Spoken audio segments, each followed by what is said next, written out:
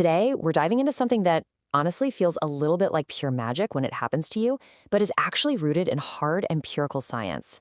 We're going to completely demystify this incredible phenomenon known as the flow state. If you've ever wanted to figure out how to unlock that elite level of focus, where your absolute best work just pours out of you completely effortlessly, well, you are in the exact right place. Let's jump right in. Okay, picture this. You sit down to start a task, right? Maybe you tell yourself, I'm just going to work for 20 minutes. But then, the next time you glance at the clock, 3 whole hours have just vanished. They've completely passed you by without you even noticing. And the craziest part of the whole thing, you feel zero fatigue. There was no internal debate in your head about whether to keep going, no reaching for your phone, no feeling restless at all. You just experienced complete, effortless absorption. It feels like a total lucky accident when it happens, doesn't it? Well, decades of psychology research actually prove that this isn't random luck at all. And it absolutely isn't some superpower reserved for a lucky few. It's a highly specific state of mind, and it happens under highly specific conditions. So let's dive into the formal definition here. Psychology research defines the flow state as complete absorption in an activity.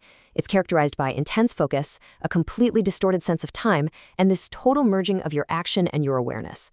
But here is the absolutely fascinating part of that definition. The activity feels completely effortless, even though you are applying genuine, high-level skill and effort to make it happen.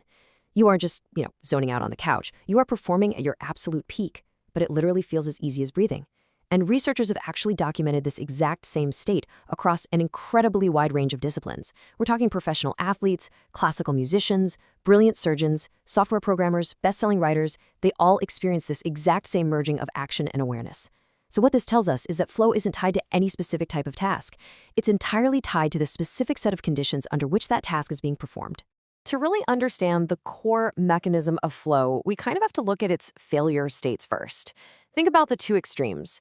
When you sit down to do something and the task is significantly easier than your current skill level, think mindless copy-pasting, it almost always produces boredom, right? Your brain just isn't stimulated enough to even care.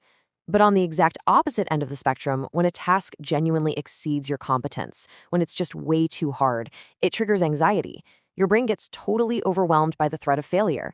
And in both of these failure states, your mind is basically going to look for an escape hatch. It's going to actively seek out distractions because you're either profoundly understimulated or you're highly stressed out. And that brings us to the sweet spot right in the middle. Flow lives in that really narrow, illuminated zone between boredom and anxiety. The challenge has to be perfectly matched to your current skill level.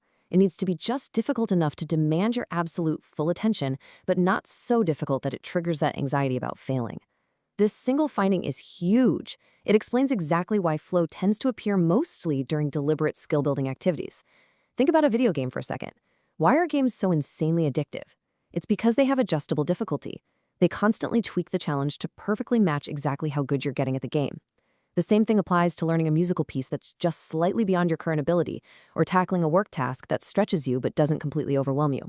Flow absolutely requires that perfect dynamic tension. Now, beyond just the challenge skill balance, researchers found 3 other essential ingredients to complete the flow recipe. First up, clear goals. Vague tasks are absolutely the enemy of flow. Second, fast feedback. You need to know immediately if what you're doing is working. Kind of like a musician hearing a perfect note, a programmer seeing their code compile without errors, or a basketball player watching a shot land. Activities with delayed or ambiguous feedback make it really, really hard to stay in flow. And third, and this is crucial, 0 external distractions. Flow is incredibly fragile. Research consistently shows that even a tiny brief attention switch, like just glancing at a single notification on your phone, can entirely break the state once it's established. Now, notice the whole engineering metaphor here, because this provides a really honest reality check. A lot of productivity advice makes it sound like you can just, flip a mental switch and guarantee flow every single time you sit down at your desk. Well, the science says otherwise. You cannot force flow. You can only engineer the odds. By deliberately structuring the challenge skill balance, setting those clear goals, ensuring fast feedback, and ruthlessly eliminating distractions, you meaningfully raise the likelihood of entering flow. Basically, you're setting the table perfectly, but you still have to wait for the guests to actually arrive.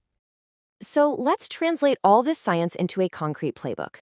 Think of this as your pre-flight checklist before you begin any kind of deep work. Step 1, calibrate the difficulty of what you're about to do. Step 2, define a highly concrete target instead of just having some vague intention to, get some work done. Step 3, create immediate progress checklist so you have that fast feedback loop built right in. And Step 4, ruthlessly eliminate all interruptions for a defined block of time. If you do these 4 things, you are mathematically stacking the deck in your favor to reach that state of effortless absorption. I actually want to elaborate on that first step for a second, calibrating difficulty, because honestly, it's where most people fail. We're always taught to just try harder, but you actually need to adjust the dials on the task itself, not just your effort level. If you sit down and a task feels boring, you have to proactively add a meaningful constraint to make it harder. Give yourself half the time to do it, or set a stretch goal to increase the quality. Force that challenge level up. On the flip side, if the task feels totally overwhelming and you can feel that anxiety creeping in, you have to break it down into a much smaller, manageable piece that actually matches your current skill level. You are the designer of your own work, so adjust the dials until it demands your focus without causing panic.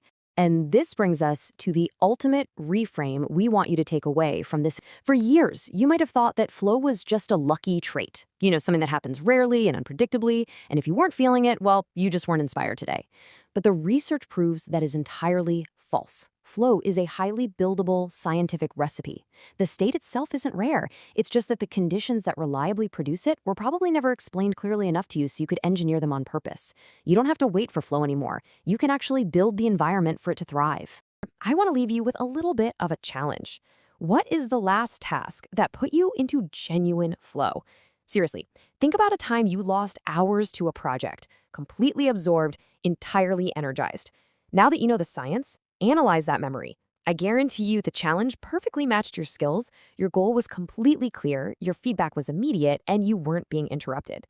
Use this newly learned science to deliberately structure your very next deep work session.